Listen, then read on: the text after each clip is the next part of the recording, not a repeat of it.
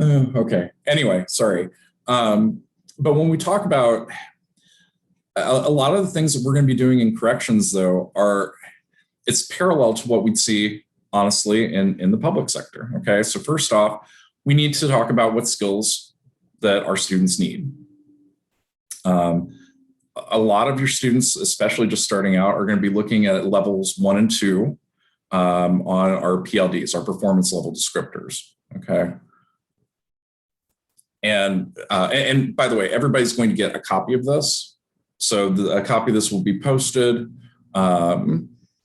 So, feel free to write down any URLs that you'd like to. However, this stuff will all be available for you after the session.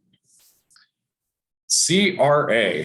Now, we talk about this, right? I mean, this is something when I do math sessions, I talk about this a lot, okay? You've got concrete, hands-on concrete materials. I mean, not literally concrete, but anyway, you get it. Representational, where students are drawing, observing diagrams, and then abstract, okay? But with the whole thing with CRA, essentially for most people, the way this is going to work, I mean, this is kind of fundamental skill building, okay? A lot of students are going to have to go through concrete before they can get to representational, before they can get to abstract. The challenge, clearly, in a correction setting is the concrete part, right? I'm assuming that dice and cards are verboten. So along with other materials that, people might be able to take back with them. I'm curious. I'm curious to hear what folks are doing for concrete type of things in your correctional facilities. Anyone?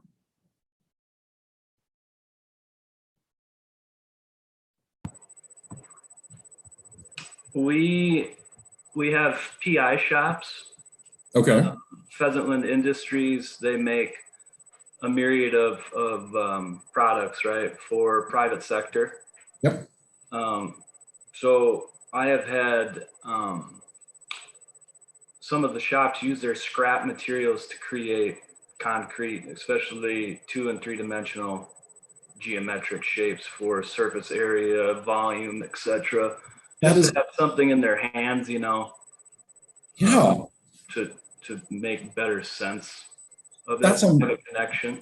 That's amazing, and quite frankly, I'm glad to hear that.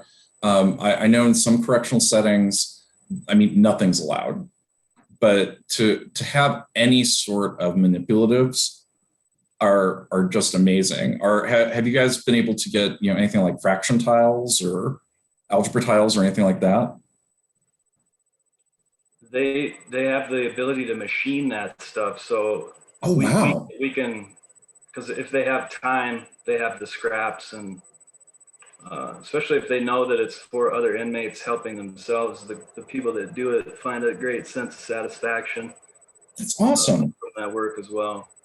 No, I talked to Megan earlier about trying to get her some out in Rapid, and so anyone else on our team, if that interests you, we can certainly try to scale that up.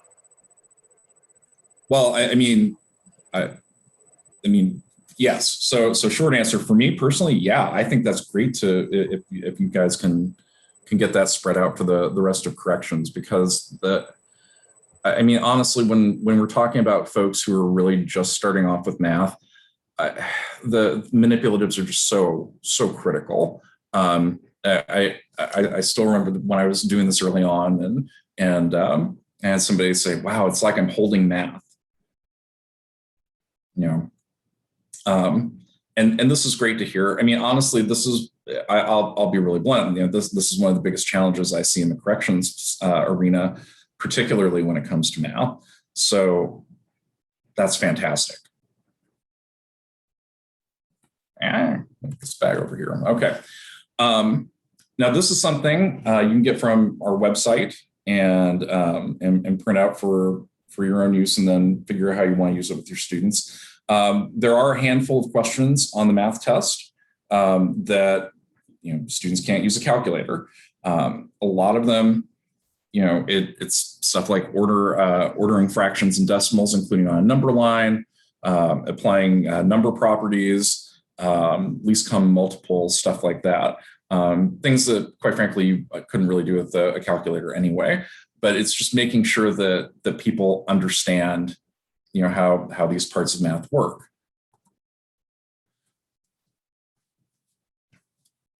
In terms of kind of getting people to that place, both in conjunction with manipulatives, I have to admit, number lines they're huge. So it was one of those things. I was, when Kim and I were talking earlier, I mean, my daughter's 12, and she started using number lines, I think, in first grade. And I was never a big fan of them until I was helping her with her homework and saw just how much, because that was about the same time that I was starting here. And I was blown away by how much it helped. So number lines, understanding of absolute value. I mean, those are things that she got, clicked very quickly. And it was because seeing the graphic is something that really helped. So, it helped her visualize it better.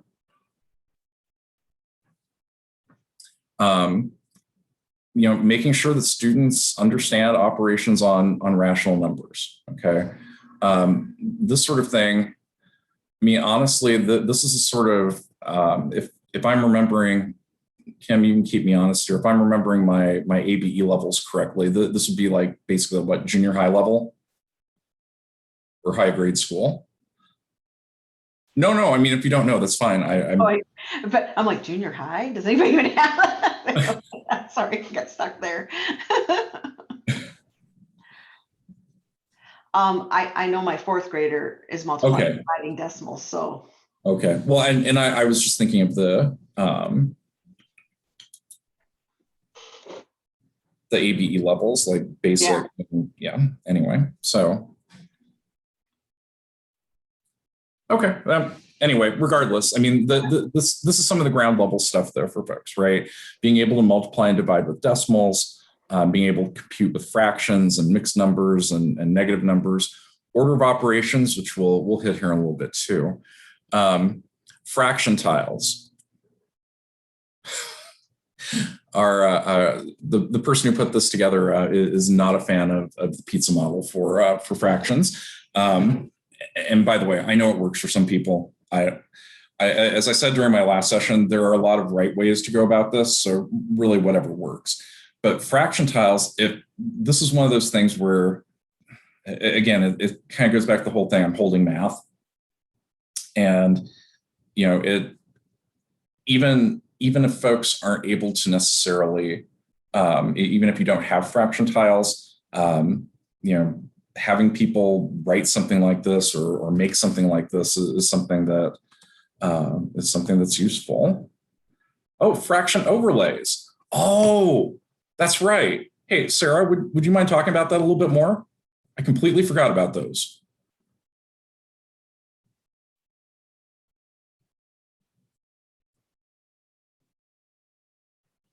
Or not. I was going to go get them so I could show them to you. So I'm okay. looking for them. Oh, I know where they are.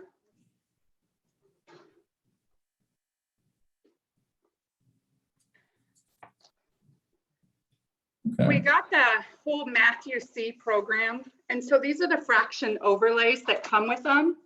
And so each one is a different color. Like these are divided into thirds. And so you see 1, 2, 3. Yeah. And you can cover it at different levels. So I'm kind of covered just 1/3. That's great. And so these are a little easier than manipulatives, which can roll all over and stuff like that. Yeah. So then I teach fractions this way, and so they can see it until they don't need it anymore. And so it comes in a whole little kit like this. That's where. So that's my new toy that I'm enjoying right now. Where did you get that from? It's called a program called Matthew C. Okay. So it just comes like this and it's called the Matthew C fraction overlays. Okay. So you don't have to invest in the entire Matthew C program. You can just get the overlays, which is just this big and flat and Nice. not anything that's prohibited. So Good. No, that's fantastic. I've made a note about this. Yeah. Okay. I've been pretty happy with them. I had a breakthrough with a student with them last week, so I was pretty happy. Oh, that's awesome. No, thank you for sharing. Okay. Okay. Back over here. Simplifying fractions. Again, this works, and it works well as a multiplication table too, as you can see here. Okay, now this is one I know. So one of the things you're gonna hear me talk about whenever it comes to math is teaching concepts is important, and it is. Okay. However, there are some things like the rules that you see here when it comes to rules of exponents that you just have to memorize. And I will be perfectly honest. I know that there are a number of people who aren't comfortable teaching math. And I am by no means a math expert, but I promise you, if I'm ever doing anything with exponents, I'm pulling something like this up. I have to every time. I can't keep it straight in my head. I don't know why. It's just not something that's ever really stuck. I've had to do this enough. You would think that it would, but so be it. So my point here is that even if you are a math person, if you aren't a math person, there are things that you have to remember and also things you have to know about yourself and your students. Long story short, rules of exponents. Yeah, it's something you gotta memorize. Squares and square roots, again, part of very, very similar from the table there. Now, when we start talking about percents, ratios, and proportions, though, okay, this is where we start getting into algebra, okay? I mean, it's technically not algebra, but we're moving to that point, right? Because the difference between arithmetic and algebra is basically mechanics versus relationships, okay? And I'll explain that more as we go through here. But anyway, but the reason I say that it's kind of a gateway here is that, so when it comes to percent, it's just, out of 100, but the ratio and proportion really is where we start talking about relationships of numbers, right? So with ratio, we're talking about the part-to-part relationship, whereas proportion is the part to whole, okay? And now going back to a concrete example, ratios can have more than two numbers. Dave, I'm really not sure. I'll be blunt. I don't entirely understand it. I think that has something to do with the person who created it and the bias against it. I'm wondering where that came from. I saw that in the corner. Yeah, and I understand where she's coming from on it. Again, I go back to the whole notion of do what works. if it works. Two things they understand: pizza, money. Yeah, in corrections. So they do great with fractions and decimals. Well, I was going to say weights and measures are pretty good with two, right? Oh, I'm sorry, I didn't catch that. Weights and measures are pretty good with that too. Yeah. That's good too. Yeah, we get into grams and right. Yeah. So, thanks. Oh yeah, no problem. So we've got order of operations and a couple of the misconceptions we have. All multiplication should happen before division. No. All addition comes before subtraction. No. PEMDAS for those of us who are a little older. Was the standard. We were growing up. Honestly, the more I've seen GEMS, the more I like it. It's easier to remember, and both work. it's whatever works. But order of operations is important. And if people get, if people get worked up about it in your math classroom and say, I don't need to know this, like, you need to know order of operations, period. If you try driving your car before you put gas in it, that's not going to work, right? So anyway, inequalities. People get really worked up about inequalities. And I kind of like teaching inequalities simply because of the aha moments that happen. Because, as it says up there, right? An inequality is just, it's a math statement that defines a range of values, okay? It's the place where we take the equal sign from being a ta-da to replacing it with something else and really talking about, the relationship between the numbers, okay? So, Jeffrey runs at least 2 miles every day, okay?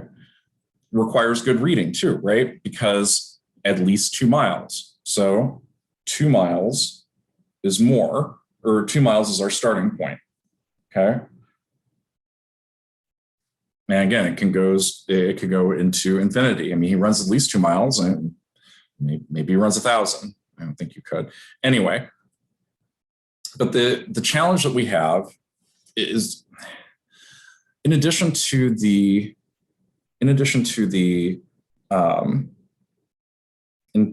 concepts, we also have to have enough skill and drill in order to be fluent, right? Because there's a question of both fluency and understanding. So, our challenges here, we have to increase instruction on problem solving strategies, incorporate close reading strategies in the math classroom, emphasize geometric and algebraic thinking a little bit more, provide a little bit more instruction in higher order mathematics, and really shift the focus. Rules and processes, if you focused on that for the old version of the test, you'd be fine. It would get you to the point where you would at least know enough that you could pass.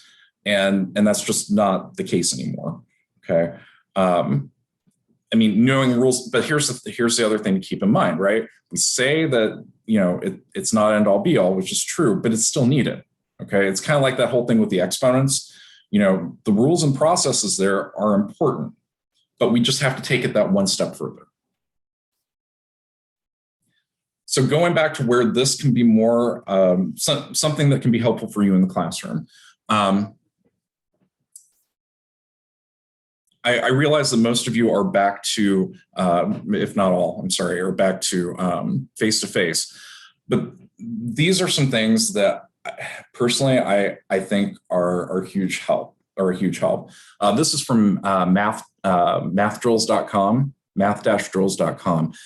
And I know if you're looking at it going, well, I have to bring it up on a computer. I'm like, yeah, you have to bring it up on a computer, but you can print them out. And it's stuff like this where you can, and as you can see here, base 10 blocks, fractions worksheets, money math worksheets, percents, times, statistics. And basically the point here is that it's got 58,000 free math sheets. There's all sorts of stuff. And, assuming that you have the ability to print all that stuff off, it's a good starting point for printing off a bunch of math sheets, okay? Now also, and this is, to be honest, this is the one that I usually go to, is mathisfun.com.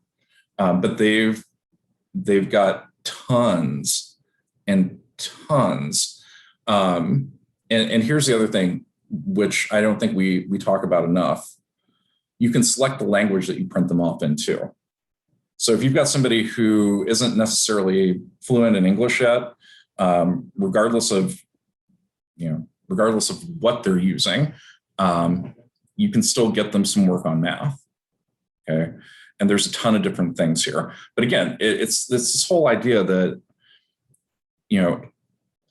and I guess let me back up for a minute and tell you made the mistake of staying on cam, so I'm going to ask you. I mean, do you use a program like Essential Ed or Aztec or something like that with students, or? We're using GED Academy. Yeah. Okay. So essential ed. Okay. So we have kind of on up in Sioux Falls, what we've been doing is we'll have them per se in a face-to-face class, perhaps in the morning, and then in the afternoon they're coming into work on GED Academy. Okay. Trying to get them a couple of different sessions a day, if you will. These are the guys that I'm kind of stuck with, you know, you were mentioning earlier, like they're just kind of right there, but they're for whatever reason, I'm struggling getting them over the top, or you know, providing something that will help them get over the top. So I'm going to pause here for a minute then, and I'm going to tell a story and share a couple of thoughts, because the story that you're telling me, I hear it pretty much wherever I go, that you've got people who are hovering around 140 to 145, and there's just this struggle to get them over the hump. Okay. So couple 3 years ago, my daughter comes home, either third or fourth grade. I take it back. It was a couple of years ago, fourth grade. She came home and she'd bombed a math test. Okay. Got like 60% on it. And I was kind of like, okay, well, you know, these things happen. But she made a mistake. She didn't try the land war in Asia, but she did try telling me that, she said, Daddy, I just can't do math. Like, no. Like, I'm comfortable talking about this. Her mom is a civil engineer. I know that's not coming from that side either. Okay. So it was one of those things where I was kind of like, nope, I'm not buying this. And I say she made a mistake because as soon as she said that, I pretty much said, nope, that's not right. Okay, let's go get your test out. So she gets her test out. We take a look at the first question that she missed. And it's like, well, what happened here? Did you not know the math? And she said, oh, no, I didn't read it right.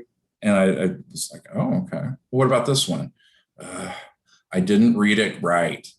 Like, oh, okay. And when we went through, we found that 3/4 of the questions that she missed it was a reading issue, because she wasn't taking her time. She wasn't going through things. And her math scores immediately, I mean, they did a big jump. And the reason I tell this story is because what I've been hearing since I've been telling the story in different venues is that it's not a magic bullet. Nothing is, but it provides a quick jump, because when you get people away from thinking, I'm having problems with the math, it's like, why don't we slow this down and have you focus on the reading piece of it? Because, and we'll get into that a little bit more here, but it's that reading piece that will get you a quick jump, because a lot of times people are just, they're overlooking stuff. I have heard several times that people have gone from a 140 on the practice test to a 150 on math in 2 or 3 weeks, just focusing on the reading. I don't know if that's something that you've been doing. Well, do you have something? What I was going to be typing actually when you called me out was, quote, word problems. Is there a resource out there for us to get some quality word problem? Because I agree with you. There's a certain language involved with math, and that can immediately hijack somebody's intelligence when they come across things that they are not familiar with in the terms of language. So I feel like I'm failing in terms of getting those guys reps in class or even as homework about how to decode a math problem in terms of language, to know what the hell you're supposed to be answering in the first place, right? Thank you. Yes, this is one of the things that I will admit I preach in math sessions like this. If your students don't understand the question, they're not going to get the answer right, period. That's just how this works. So resources. Well, I'll be going through a little bit more of this. a lot of it is going to be really going back to what you've done for RLA. The simplest way I always put it is go back to what you did for RLA and have your students get kind of familiar with it and say, okay, so what you did in RLA, we're just applying that in a math setting. That's it. It's the same thing that you've been doing. In one of the standards in math is ordering a sequence of events. I mean, you have to do that regardless. Okay, I mean, and there's some version of that across all 4 parts of the test. And the other thing I would just say is it's a question of helping them connect the skills they already have instead of going, oh, this is math. No. Take the skills that you've had, because you had to do this in RLA, you had to do this in social studies. Okay, well, now you're just doing it here, but you're applying it in this way. That's it. It's really a lot about just breaking it down and just going, this isn't that big of a deal. I mean, it is to them, it is overall. I get that, but I mean, just getting that sense of anxiety and panic out. Oh, and I'm sorry, one other thing I was going to say. So going back to the skill and drill stuff, the thing, so again, this is, I'm telling you one of my preferences. I'm not saying that this is right. It's just something for folks to think about. When it comes to math, I tend to do a lot of the skill and drill stuff as homework. Okay. The purpose of the skill and drill, in my head anyway, is about fluency. Okay. So in other words, when I come across a problem, I know what to do to solve it more quickly. Okay. But the decoding, like what you're talking about, that's something that's going to require more explanation, and it's going to require more classroom work and a little bit more back and forth. If you're giving somebody some skill and drill homework, they're just worrying about mechanics, and they can do that on their own. Does that make sense? I agree. I guess, and then to follow that up, where the limited amount of research I've tried to come up with, or even create my own, the word problems just lacking in like contextualization, and like just getting good examples of things that you might find on the test with like the right amount of words, and you know what I'm saying? Like a lot of the word problems I come across are very lackluster. I'll just say that. And I don't feel like they give a good representation of what they're going to be challenged with on the test. And does that include your stuff from Essential Ed? To be honest with you, I don't know enough about that to even comment. I haven't been myself using it. Our other teachers are using it more than I am. They could probably attest to that. Okay. And the reason I bring it up, well, 2 things. One is that we partnered with Aztec on a program called GED Flash, and it's basically electronic flashcards that have rationales and explanations for distractors and all that fun stuff. So that's one thing. But the other thing I will also say, both Aztec and GED Academy, I mean, they're good programs. So the thing that you might want to, I would suggest taking a look at those, because their math problems should be on par. Okay. And quite frankly, with any of the publishers we offer through GED Marketplace, they're all going to be aligned, and they're all up to snuff. Do you use paper like Kaplan workbooks or anything like that? Paxson or Common Core Achieve books is what I've used. Okay. But I know other sites have those other resources as well. Yeah, and what I'd say is if you're looking for paper resources, I mean, off the top of my head, stuff from Paxson and from Kaplan they've been effective. Kaplan, I think, is our bestseller. Very well, thank you. Yeah. This is something else. I like talking about too. So math is fun, puzzles, and essentially it's brain teasers. I love this to kick off a class. And it's mainly just because it's not something that you're going to see on the test. It typically will force you to think in a certain way. Hey, Kim, are you still around? I just had a random thought. Yeah, I'm here. Okay, does this go to 2:15 or 2:30? 2:30, I believe. 2:30? Okay, thank you. I just want to make sure. Yes, you're right. Excellent. Okay. Now what we have here is linked to Texas Instruments. And here's the thing. It's the guidebook for the TI 30XS scientific calculator. One of the challenges I've seen both in corrections and in the public space is that students sometimes are walking in to the test and don't really know how to use the calculator. Now, I recognize a lot of you probably have the handheld ones that students are able to use, and that's great. As long that I'm putting this out here, but the biggest thing I would say is as long as they're getting practice and familiarity with it before they walk into the test, that's the goal. Okay. And if you've got the handheld versions of the calculators, I really hope that you're using them in the classroom.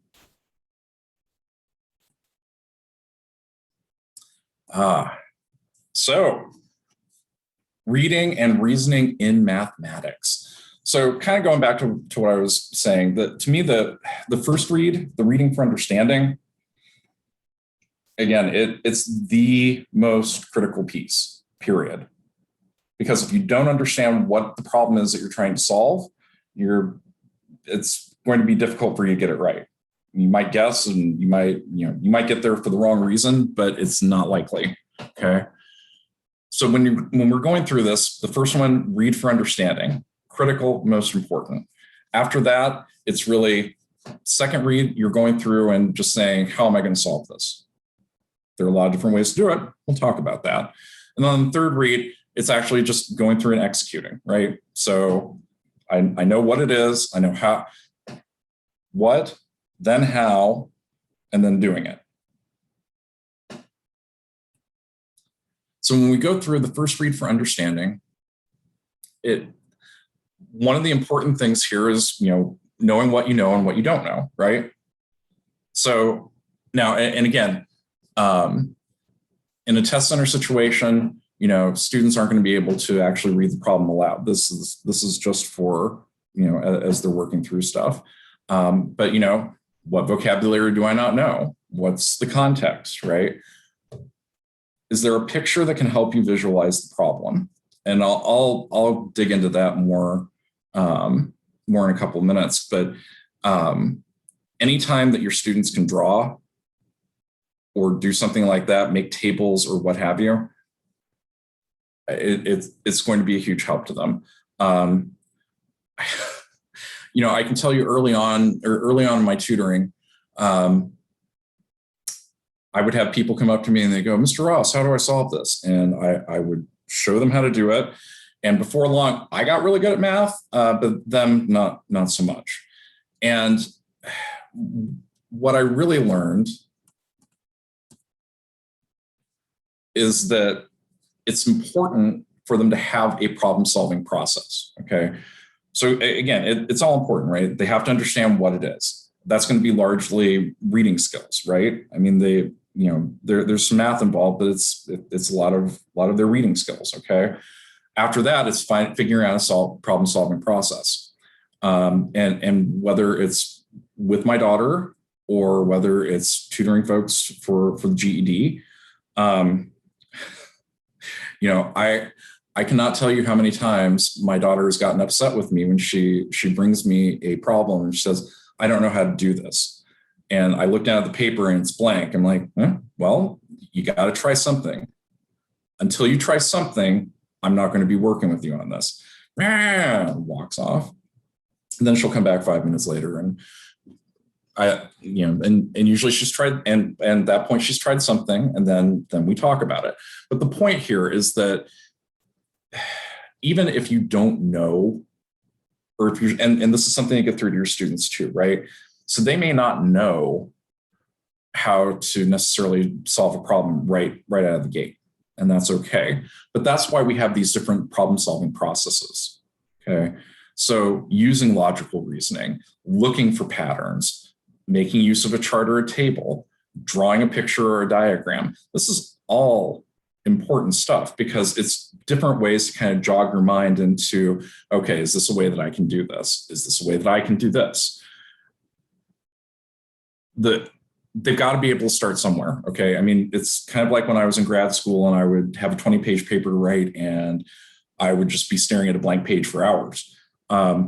Had to get something on paper in order to move forward. And the same thing is true for our students, okay? And now we have a little bit of interaction, but nothing big, okay?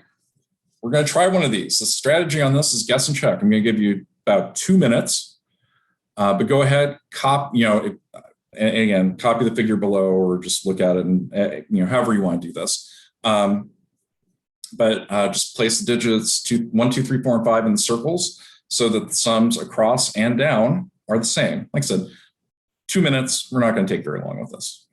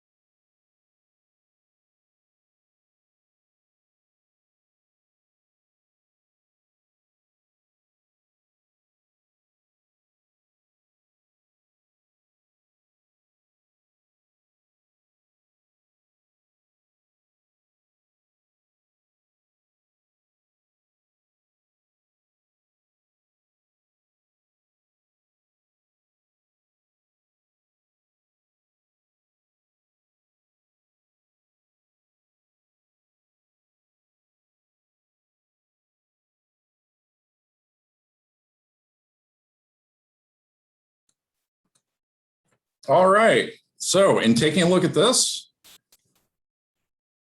and by the way, these are some possible solutions, but it is certainly, there are others. 10. So yeah.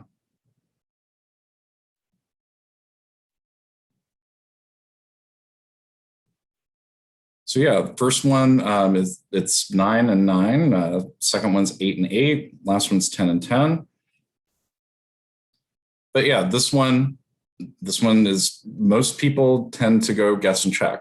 Is it the only way? No, but it's certainly the easiest given the task. Next one, we'll also have another couple minutes. Oh, let's see. Got rid of that one. Okay, that's fine. We'll have a couple minutes on this. The figure shows 12 toothpicks arranged to form 3 squares. How can you form 5 squares by only moving 3 toothpicks?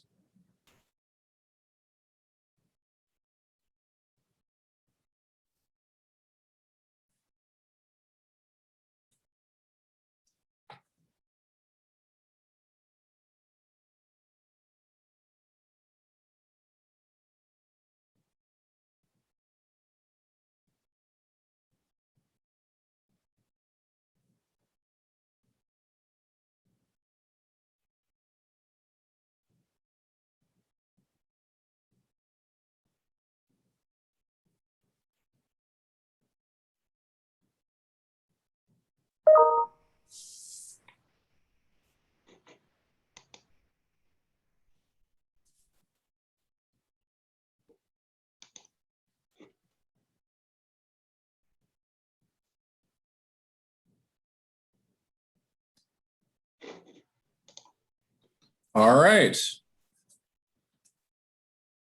Whoa. Oh, okay.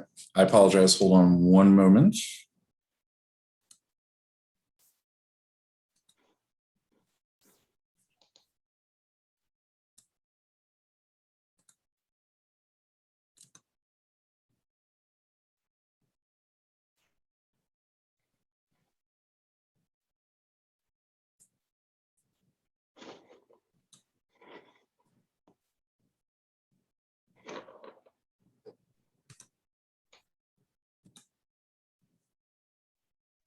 Okay.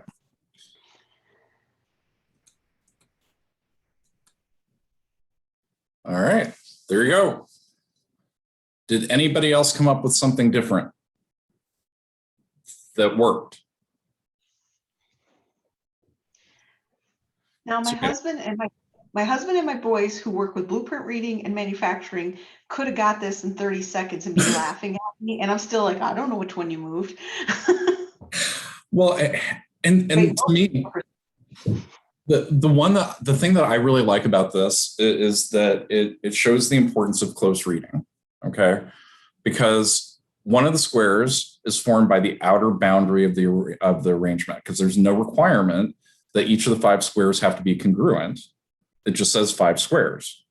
So however you get there is however you get there. That's what I love about this one in particular. So we've gone through, we understood what the problem was. We went through and then figured out a couple different ways that we could go about it. But now that we understand the problem's content, how can I best use my math skills to solve the problem?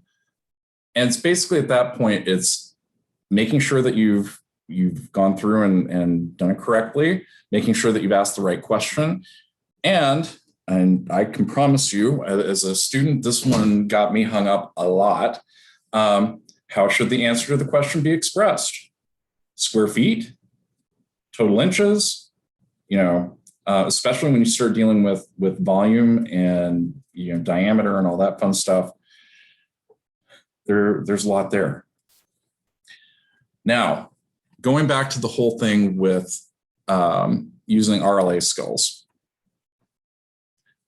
our students a lot of times will get hung up in a math problem because they don't have the vocabulary. It's an RLA issue, okay? So these are some vocabulary words for math. The challenge that I think we run into is that, and I'm not sure how someone would necessarily compare this to RLA, but with a lot of these, it's difficult to teach the vocabulary until they run into the math problem itself. For me, it feels kind of haphazard, but necessarily so, because if you try to explain to somebody what analyze means in math terms, I think it's going to be a difficult concept to grasp. But when you give them an example of saying, okay, so analyze such and such within a problem, then it makes sense. These are tier 3 vocabulary words. But again, the big thing here is that when we're talking about vocabulary, we're just talking about RLA. I mean, really, at the end of the day, that's all it is. So it's a question of using those RLA skills that we have and that our students have and connecting them to math. Now, going back to some different resources that are going to be useful for your students. Teachnology. They have, again, a ton of worksheets. The other thing that I'm going to mention here is the graphic organizers. And I need to back up for a second and apologize for not being a little, when I talk about drawing tables or drawing pictures or anything like that, really what I'm doing is I'm saying we need to help our students understand that they can use graphic organizers. I mean, especially for math, being able to see the math like that is very helpful. But anyway, like a couple of the others that I brought up before, there's a ton of worksheets that you can print off here and send back with people. AAA No, and again, this is another one. can translate the math lessons into over 100 languages, right? And we've got all sorts of different stuff there. So again, free resource. It's one, this is the one that I personally use if I've got EL students.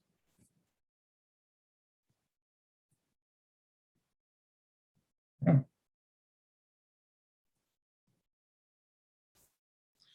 Florida IP Day. This is one, if you're, Kim, how familiar are you with this one? Okay. So this was a site created by Florida's Institute for the Professional Development of Adult Educators. So Florida's IP Day site has a ton of stuff, lessons, webinars, links. Basically, if you're kind of looking to kick off a program or to get some ideas on what you can do, I mean, they've got lesson plans that are very detailed. This is another one, the Math Dude. I know a lot of people love this guy. I need to watch some more of his stuff, but a lot of it's very relatable for folks. And again, I understand, that's not necessarily something that people can take back to, back home with them, but just another idea. Geometry. I'm not going to spend a lot of time on this, but these are the challenges we tend to see with geometry, right? So quantitative reasoning, a question of knowing when, this is another one of those things, right? So we don't want to just focus only on rules and processes, but rules and processes are still important. So, people have to understand computing the area and circumferences of areas and circumferences of circles, perimeter versus area of polygons. And I can't speak for the rest of you, but I see a lot of challenges with that where people get mixed up. Or, it's perimeter. Oh yeah, area times, length times width. Like, no. Visualization of shapes. And this is another place. I think manipulatives are really important when it comes to shapes. Because people don't necessarily know what the words for some of this are. And when we're talking about geometry, sorry. When we're talking about geometry, shapes are the building block, so to speak. If your students don't understand what the different shapes and their properties are, they're not going to get any of the higher order stuff.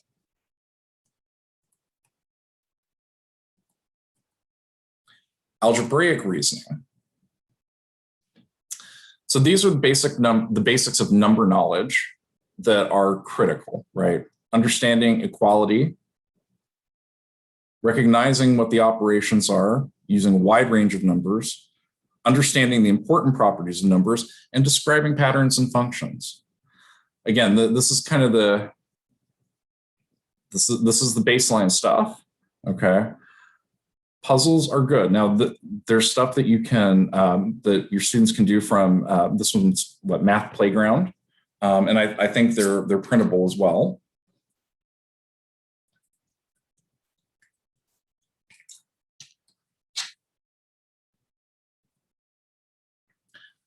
But also magic tricks and puzzles. And we talked about this a little bit before, but really they're fun. They're non-threatening.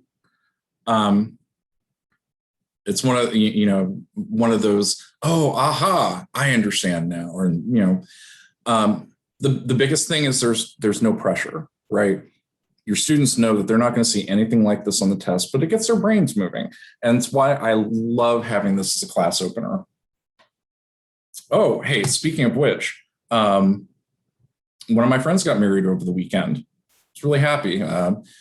He married a mathematician even, because he wanted somebody you can count on. Yeah. Oh, yeah. Hey, you bought the ticket. You may as well ride the ride. So practice translating. Here's the thing.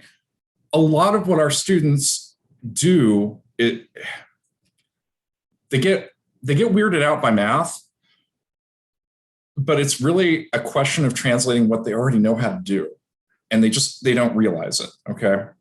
So when we're taking a look at this, again, this is where translating what they know and close reading really come into play. Okay. Computer repair company charges $50 for a service call plus $25 for each hour of work. Write an equation that represents the relationship between the bill for a service call and the number of hours spent on said call. Okay.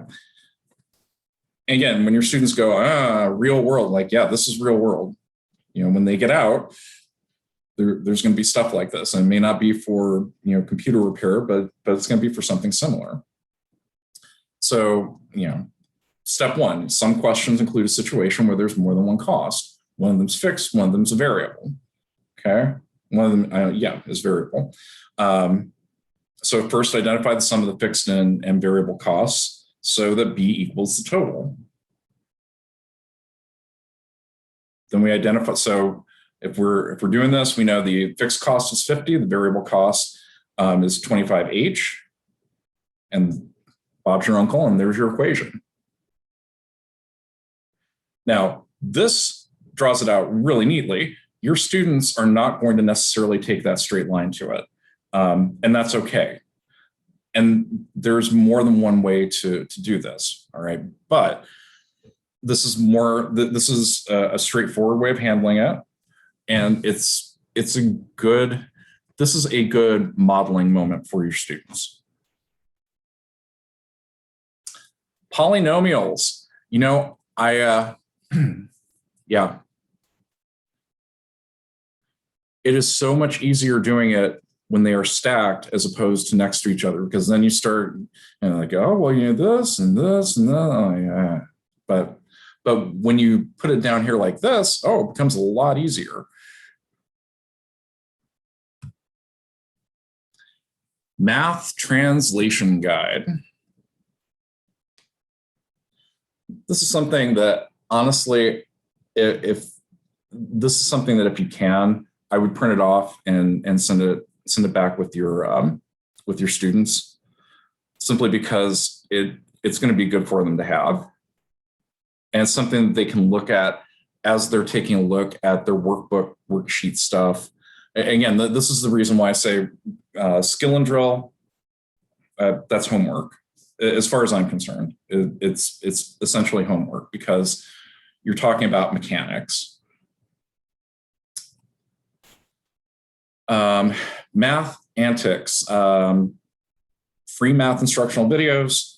$20 a year subscription gets you access to exercises and worksheets.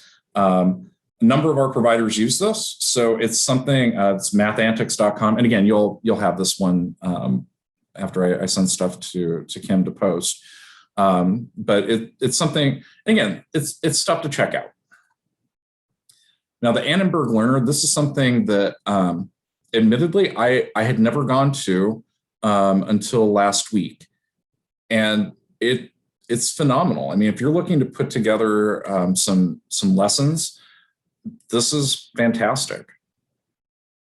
And again, you'll have an opportunity to go to this. There's a YouTube channel called Light and Salt Learning. It's a GED dedicated learning site with playlists. Again, something for you to check out. And then we have the GED Math Crash Course. You can go to the website. Oh, okay. Yep.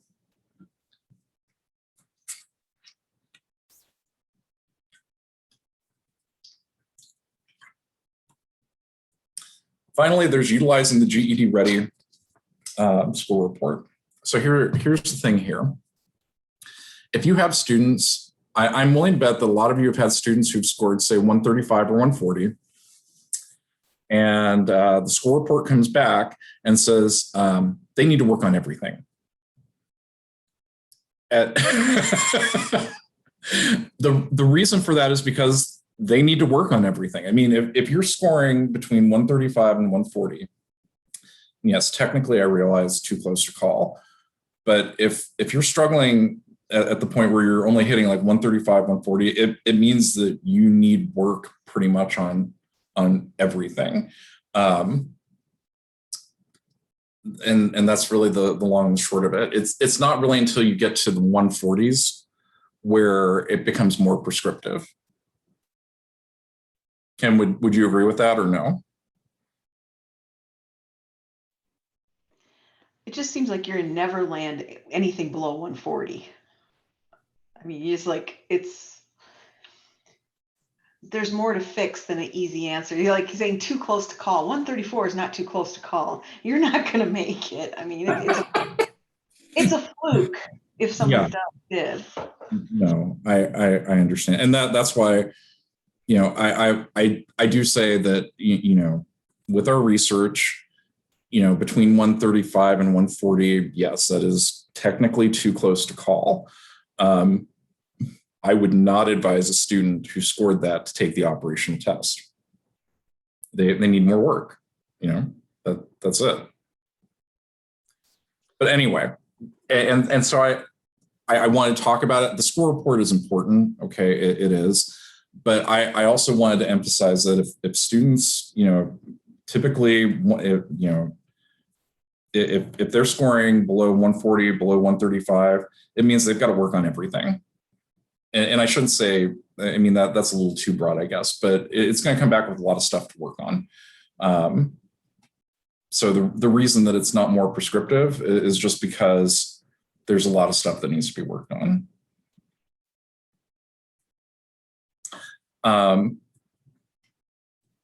With working with the score reports, the linking study tool will be a pop-up if you're doing it in your classroom. You know, that's one of the things that happens when you click on it.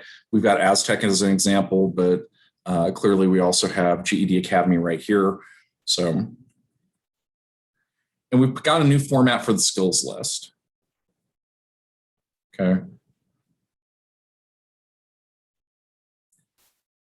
So again, the thing that I think is the thing that I take away from this with students who are just starting out is that it's telling you exactly where to find certain things, which is important.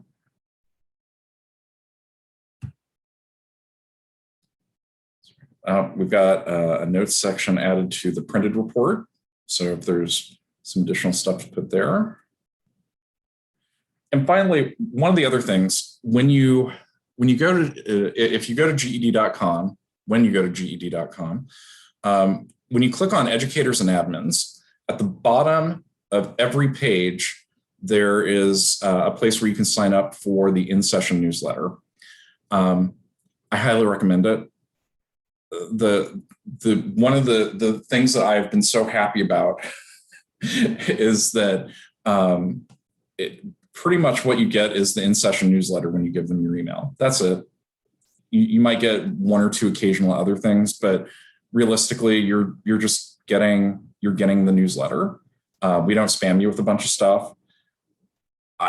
And I know it sounds a little bit weird to say I'm really proud of that, but I mean, in this day and age, you know, it doesn't always happen, right?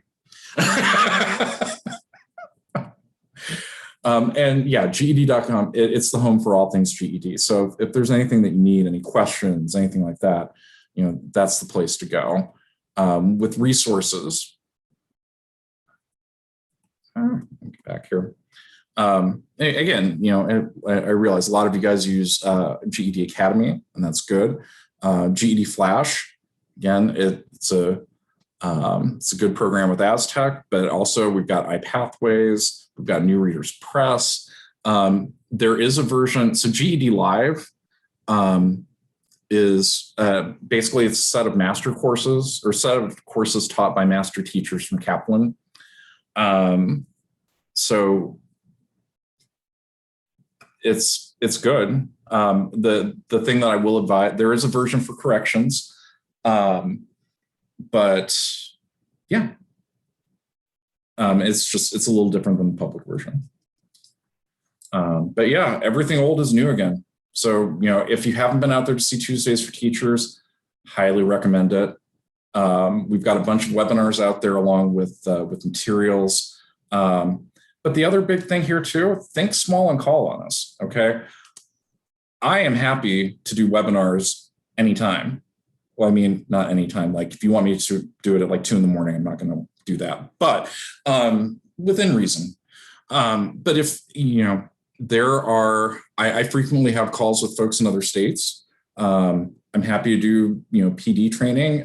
If it's a webinar, that's fine. As things start to lift and it makes sense, if it makes sense to do an in-person training, we can talk about how to do that too. So, and we can, it's a way to do deep dives or really any other kind of discussion. So, although we're having this talk now and it's because of ESTAL or SD. So do you call it ESTAL or do you call it SDALL? Yeah. Okay. So SDALL is the reason that we're here today, but I can certainly come back. And one of the other things too, when we do the accommodations piece, folks from corrections will be included, right?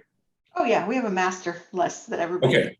No, and every state's different, so I wanted to make sure, but no, that's everything. And this is, like I said, this is me, thomas.ross@ged.com. We have a few minutes. Does anybody have any questions?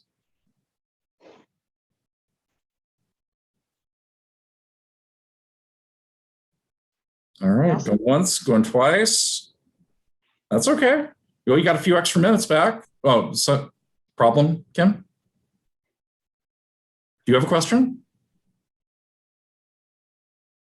I think I'm good now. Can you hear me now? Yeah. Okay, you guys all sound like munchkins. Sorry. Brady. I did a drawing. Oh. I spun my wheel.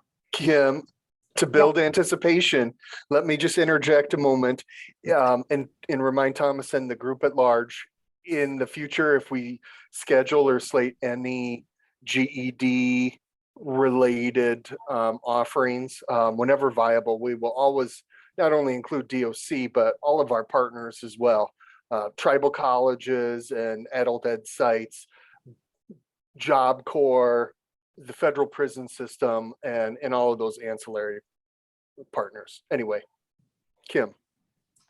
All right, so I have Starlyn Williams, but I know she's in the other session, so I got to spin again. Monica Webking, is she in? I don't see her. Make yourself known.